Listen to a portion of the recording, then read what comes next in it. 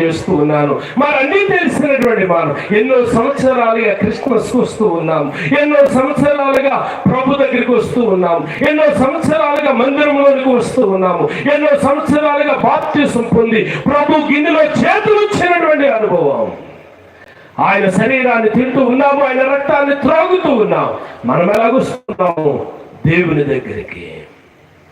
కొన్ని పర్యాయాలు ప్రియా దేవుని బిడ్డలారా, గుళ్ళ మీద చేసుకోండి, గుళ్ళ మీద చేసుకుని ఒక్క మాట మీ అంతరంగంతో మాట్లాడండి. ఏంటో తెలుసా ప్రియులారా, మనం ఆరాధించే దేవుడు పరిశుద్ధుడు, ఆయన రాజు అని చెప్పి దేవుని దగ్గరకు వస్తూ ఉన్నామా?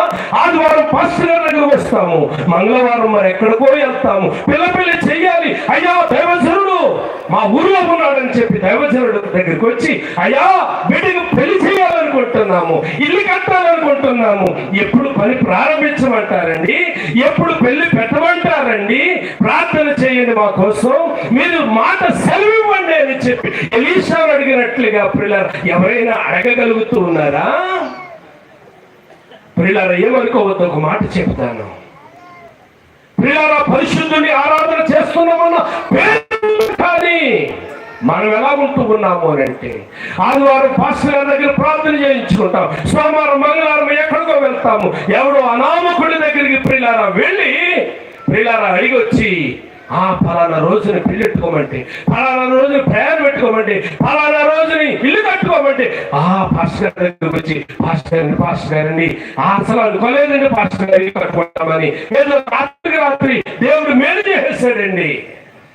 కాబట్టి రేపు పొద్దున్న 8 గంటలకి శంకుస్థాపన మీరే రావాలంటే పాస్టర్ గారు ఒకసారి గుళ్ళు మీద చేసుకుని చెప్పండి. ఎవడో పెట్టినటువంటి సమయానికి దేవుని సేవకుడు వచ్చి కార్యాలు జరిగించేది. ప్రియా దేవుని బిడ్డలారా, ఈ రాత్రి పరిశుద్ధిని ఆరాధన చేస్తున్నటువంటి మనం పరిశుద్ధులుగానే ఉండాలి. జగమును ఏలడానికి పరము నుండి భూమికి దిగి వచ్చినటువంటి నజరేయుడైనటువంటి యేసును ఆరాధిస్తున్నటువంటి మనం ఆయనను రాజుగా చూస్తూ ఉన్నప్పుడు మనం రాజు బిడ్డలం. కాబట్టి ప్రియులారా మనము రాజులుగానే ఉండాలి. ఒక ఆయన ప్రియులారా సైకిల్ మీద కొన్ని ఏదో మంత్రదండాలు పెట్టుకుని ఒక చెట్టు కింద కూర్చొని అమ్ముకుంటున్నాడట.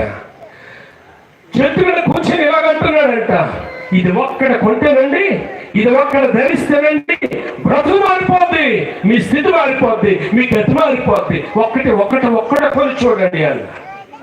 ప్రియులారా కొండానికి వచ్చిన వ్యక్తి అడుగుతున్నాడు, ఒక్కడ కొంటే నా బతుకు మారిపోద్ది, 1000 దండాలు నీ దగ్గర ఉన్నాయి, నీ బతుకు ఎందుకు మారలేదు? గమనించండి ప్రియమైనటువంటి దేవుని బిడ్డలారా, ఆలోచన చేస్తారా ఎప్పుడైనా? ఈ రాత్రి మనం వచ్చింది ఎక్కడికో తెలుసా? సజీవుడైనటువంటి దేవుని ఆరాధన చేయడానికి, లోక రక్షకుని ఆరాధన చేయడానికి. ఖగోళ శాస్త్రవేత్తలు తూర్పు దేశం నుండి బయలుదేరి వచ్చారు, అడుగుతూ ఉన్నారు, అయ్యా యూదుల రాజుగా పుట్టినవాడు ఎక్కడ ఉన్నాడు?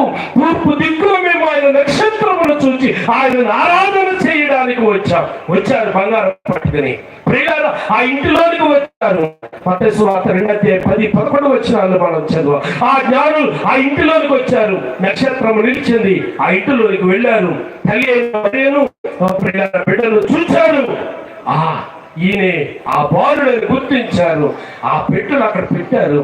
ఆ పెట్టెను అక్కడ పెట్టి ప్రియులారా జ్ఞానులు అయినటువంటి వారు, మామూలు మనుషులు కాదు, వాళ్ళు శాస్త్రవేత్తలైనటువంటి వారు 2 సంవత్సరాల బాలుడి దగ్గర సాష్టాంగ నమస్కారం చేశారు. ఒకసారి ఆలోచన చేయండి ప్రియులారా, అనామకులు కాదు, వాళ్ళు చదువు లేని వారు కాదు. వీడి దగ్గర నేనెందుకు మోకరించ అని అనుకోలేదు. వాళ్ళు గుర్తించింది ఏంటో తెలుసా? ఈయన రాజు, ఈయన పరిపాలకుడు, ఈయన నా పాపాన్ని మొయ్యడానికి వచ్చినాడు, నా శాపాన్ని భరించడానికి వచ్చినాడు అని చెప్పి ఆయన దగ్గర మోకరించారు. ఎంతకాలం అయింది ప్రభువుని తెలుసుకొని? నీ అంతరంగంలో పిల్లలు ఆయనను కూర్చున్న ఉద్దేశం ఏంటి అని కనుక ఆలోచన చేస్తే, కొంతమంది అంటారు సబ్కా మాలికే హై అంటారు, సబ్కా మాలికే కాదు. ప్రియులారా యేసు క్రీస్తు ప్రభువారు మాత్రమే దేవుడు అని చెప్పడానికి ఈ క్రిస్మస్ కార్యక్రమాన్ని జరిగించుకుంటూ ఉన్నాం. ప్రియులారా ఒక మాట నేను జ్ఞాపకం చేయమంటాను.